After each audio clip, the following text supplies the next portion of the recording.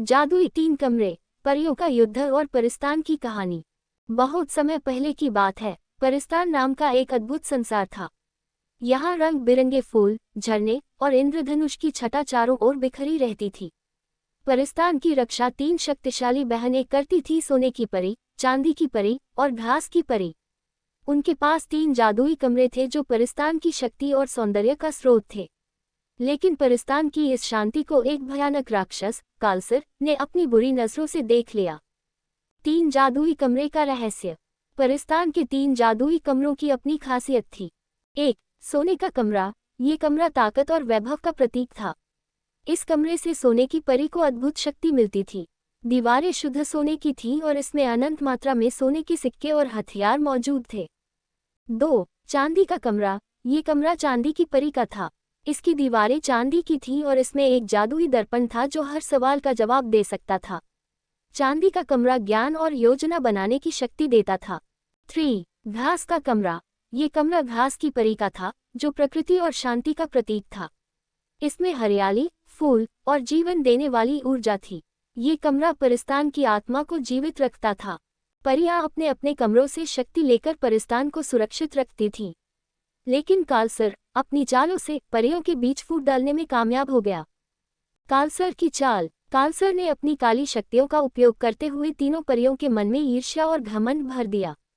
उसने सोने की परी से कहा, तुम्हारी बहनें तुम्हारी शक्ति से डरती हैं। वे तुम्हारे सोने के कमरे को नष्ट करना चाहती हैं। फिर उसने चांदी की परी को बहकाया, सोने की परी तुम्हारी बुद्धिमत्ता का अपमान करती है। घास की परी तुम्हें कमजोर मानती है। आखिर में उसने घास की परी से कहा, तुम्हारी साधारणता को वे दोनों तुच्छ समझती हैं। तुम्हारे बिना परिस्तान टिक नहीं सकता, लेकिन वे तुम्हें कभी नहीं समझेंगी। तीनों परियां एक दूसरे के खिलाफ। तीनों परियां कालसर की चाल में फंस गईं। वे अपने अपने कमरों में जाकर खुद को सबसे ताकतवर साबित करने की कोशिश करने लगीं। सोने की परी ने अपने कमरे से बड़ी मात्रा में सोने के हथियार निकाले और अपनी बहनों को डराने की कोशिश की। चांदी की परी ने जादुई दर्पण से योजनाएं बनाई और सोचने लगी कि वह अकेले ही परिस्तान पर राज कर सकती है। घास की परी ने अपने कमरे की शक्तियों से जंगलों और प्रकृति को अपने नियंत्रण में कर लिया और अपनी बहनों को चुनौती दी। इस झगड़े ने परिस्तान की जादुई ऊर्जा को कमजोर कर दिया। कालसर ने इस मौके का फायदा उठाकर परिस्तान पर हमला कर दिया। घास की परी का साहस।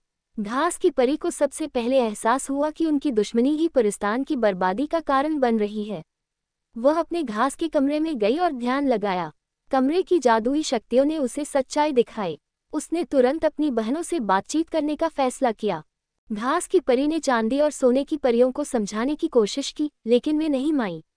तब उसने कहा, अगर हम एकजुट नहीं हुए तो कालसर परिस्तान को हमेशा के लिए नष्ट कर देगा। ये सुनकर सोने और चांदी की परियों को भी अपनी गलती का एहसास हुआ। तीनों परियों की एकता और जादुई कमरों का उपयोग। तीनों परियों ने अपने अपने कमरों की शक्तियों को मिलाने का निश्चय किया। 1. सोने की परी ने अपने सोने के कमरे से एक जादुई कवच निकाला, जो कालसर की बुरी शक्तियों को कमजोर कर सकता था। 2. चांदी की परी ने अपने चांदी के कमरे से जादुई दर्पण का उपयोग किया। दर्पण ने कालसर की कमजोरियां दिखाईं। 3. घास की परी ने अपने कमरे से प्रकृति की ऊर्जा ली और परिस्तान को उसकी खोई हुई ताकत वापस दिलाई।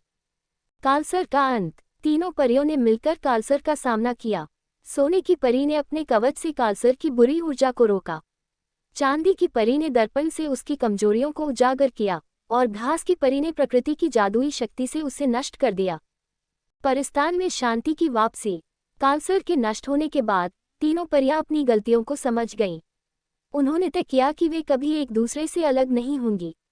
उनके जादुई कमरों ने परिस्तान को उसकी खोई हुई सुंदरता और शांति वापस दिलाई। सोने की परी ने परिस्तान में वैभव और सुरक्षा की जिम्मेदारी ली। चांदी की परी ने ज्ञान और न्याय को बढ़ावा दिया और घास की परी ने विनम्रता और प्रकृति के महत्व को सिखाया। इस तरह परिस्तान एक बार फिर से खुशहाल हो गया।